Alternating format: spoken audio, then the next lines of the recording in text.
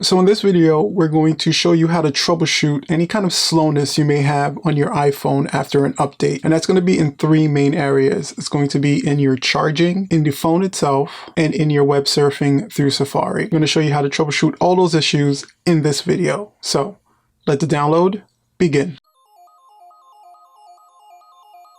So if you're new here and you want to learn how to use and troubleshoot devices, plus some other cool tech stuff, we can help. All you need to do is hit that subscribe button and that bell for notifications so you don't miss when we release some cool, helpful content. So let's get right into it. If you guys updated your iPhone recently and you realize that it's slow in a couple of areas, these are the steps you can take to really fix that problem. One of the first things we're going to address is if your iPhone is charging slowly after an update. One of the first things you want to do is always check your charging cable itself, because a faulty charging cable can actually cause your iPhone to charge slower because it's not receiving enough energy from the outlet itself. So check both your cable and the brick itself to make sure both of those are in working order. Assuming those are in working order, you also want to check the port in your iPhone itself. So the charging port can sometimes have lint or dust, because we carry these things in our bags and our pockets, that can kind of interfere with the charge as well. So, a can of compressed air, or just blowing into it, or just taking a Q-tip and cleaning it out and then trying to charge again can kind of help alleviate that issue if there's something in there blocking the charging port from making a proper connection. You also want to do a quick reboot of the phone itself if you realize it's charging slowly. Sometimes there's some lingering updates in the background that can be preventing the phone from really getting the head of steam it needs to fully charge. Do a quick reboot and that should help as well. And you also want to check your optimized battery charging setting in the phone itself. So if you go into your settings and you go into battery, you go into battery health, there's an optimized charging option here. And what that option does is it basically has the iPhone use machine learning to learn your charging routine. So the phone itself may only charge to about 80%. Realizing that you charge your phone overnight, it'll charge that last 20% of energy before you normally use your phone. So if you pick up your phone at 7 o'clock every morning, over time the iPhone will learn that you pick up your phone at 7 o'clock every morning. Once the phone is charging overnight, it would probably only charge to about 80%. After that 80% is charged, the last remaining 20% wouldn't charge until right before you normally use your phone. So this option can end up hurting a lot of people who are not on a standard routine of charging and not charging. So you may want to try turning this option off, and you have the option to turn it off for a short time or turn it off in total. Turning this option off can help you get your full charge quicker, because the phone is no longer trying to anticipate when your charging cycle is. It's just going through a normal charging cycle, which can help it charge a little bit faster. So now let's say after an update you're having issues with Safari. You're having issues either surfing the web, it's surfing slowly, or it's crashing a lot. A lot of times this can be attributed to just clearing out the Safari data itself, and that can help kind of speed up Safari a little bit and help fix the problem. First, you want to make sure Safari is closed out completely. So you would do that just normally by swiping up and closing out the app. So once that's done, you're going to go into your settings and then scroll down to Safari. And once you're in the Safari options itself, you're going to go down a little bit further and you have the clear history and web data there. So once you hit that button, you're going to hit the clear again. It's going to go through, it's going to clear all the information out of Safari itself. Now, before you reopen Safari, there's two other options that I want you to take a look at. The first is going to be in the advanced setting.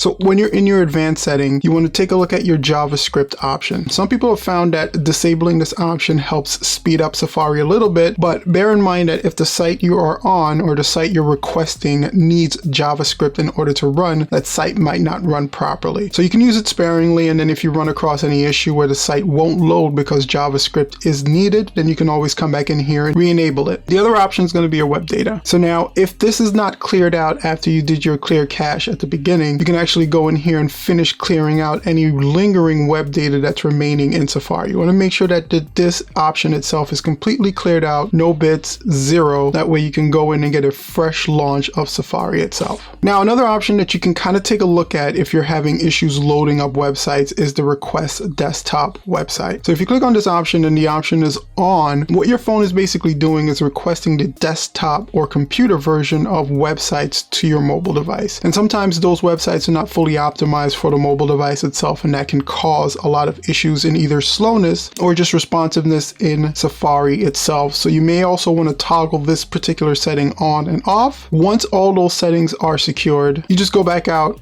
and you relaunch your Safari, and then you just try to access a website and see if the speed has increased in Safari itself. Also, again, I always mention this, but don't forget, rebooting your phone kind of clears out cache information as well. So after you make those changes in the setting for Safari, you just might want to reboot your phone, get a fresh start, and try launching Safari again and see if that helps fix your issue. Now, the third place we want to tackle any kind of slowness is in your device itself. If you find out that your iPhone just feels like it's moving sluggish or slow after an update, one of the first things you want to do is check for any remaining updates. Sometimes you may be an update or two behind, and if that is the case, you may have an additional update available that needs to be installed inside the phone in order for it to run properly. Also, if you just updated the phone and it just restarted, give it a couple minutes or maybe even an hour just to kind of settle down and all the background processes to kind of finish running before you check the speed of the phone itself. If you've just updated to iOS 13 or 13.2 or 13.3 and you find that it's just running sluggish, leave the phone alone for maybe an hour or so, go back, check it, and then see if it's still running slow. Sometimes those updates,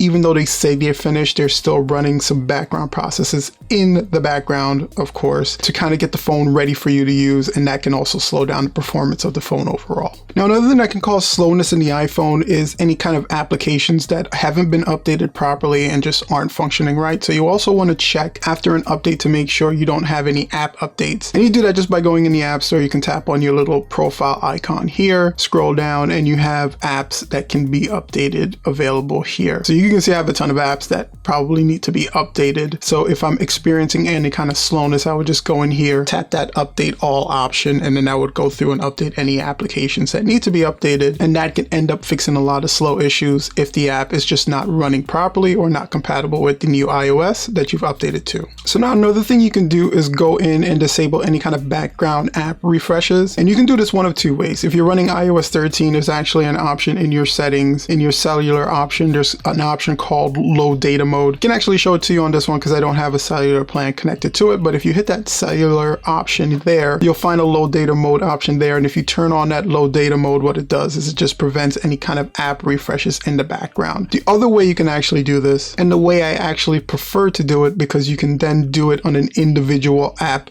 basis, is just by going into your general settings and then you have the background app refresh option there. So you can actually go through, and there may be some apps that you want to be running in the background for whatever reasons, maybe like your Google Maps or your Google Drive or something that you want to be updating in the background and you don't mind it refreshing and getting data as the phone is working in the background. You can actually just go through and manually disable any specific app that you don't want, or if you just want to kill them all, you can just go here. But you also do have a little bit more options in here as well. So you can choose to only have the app refresh on Wi-Fi, so when you're connected to a Wi-Fi signal, not using your data, and that can help your battery and also help the speed of your overall phone. Or you can just turn it off completely, and that can also help with the speed of the phone. That way you're not having apps just continuously working in the background while you're trying to perform any kind of task that you're doing on your phone, and that can add to the overall speed of your device. So now another option is, of course, storage. If you're running low on storage, your phone can actually be pretty sluggish. Now, iPhones typically need about 10 gigabytes free or 10% of your overall storage in order for it to perform at optimal performance. So if you're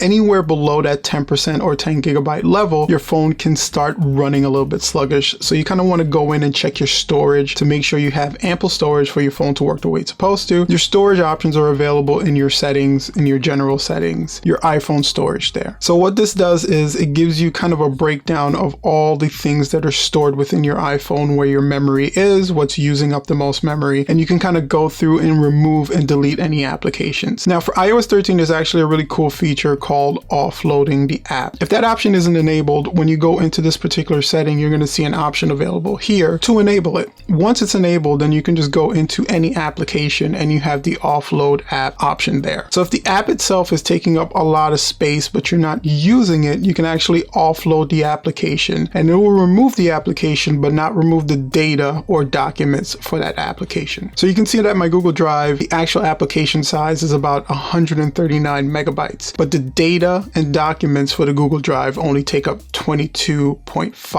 megs of space inside my iPhone. So if I needed some space, I can just offload this application. What would happen is it would delete the application but keep the data and documents files. So when I decided to reinstall my Google Drive, those data and document files would still be there and the app would just basically pick up where it left off. So this is a great option if you're just looking for some quick space, or if you have applications that you don't currently use but may use in the future. You can offload those applications, save the data and documents so you can kind of pick up where you left off when those applications become of need for you once more. So the next thing you can actually do is simulate speed, and the way that you can simulate speed on the iPhone is just eliminating some of the animations that you normally see when you're moving from app to app or option to option. Those animations can kind of sometimes be a little slow, especially if your device is running slow overall. Removing those animations can kind of simulate the speed of the device. So you go into accessibility, and then you're going to go into your motion option, and then you can just turn on the reduce motion. So what this does is it basically just gives you the ability to turn off some of those animations. So as you can see, it's just basically going in and out of applications instead of having those animations that you're kind of used to with the app going in and going out. And this can kind of simulate speed and get you from screen to screen and application to application just a little bit faster if you're looking for that additional,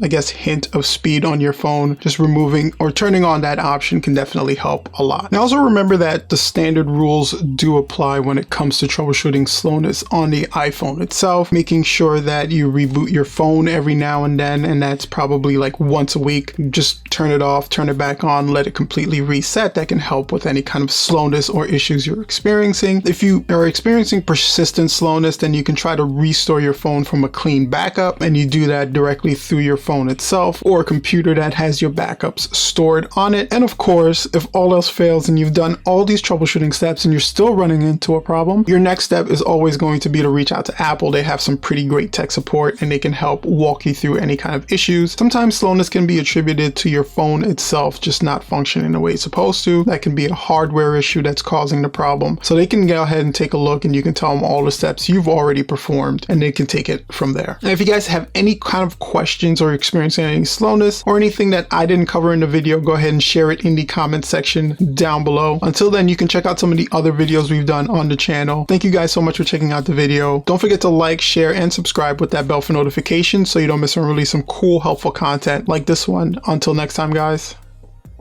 Peace.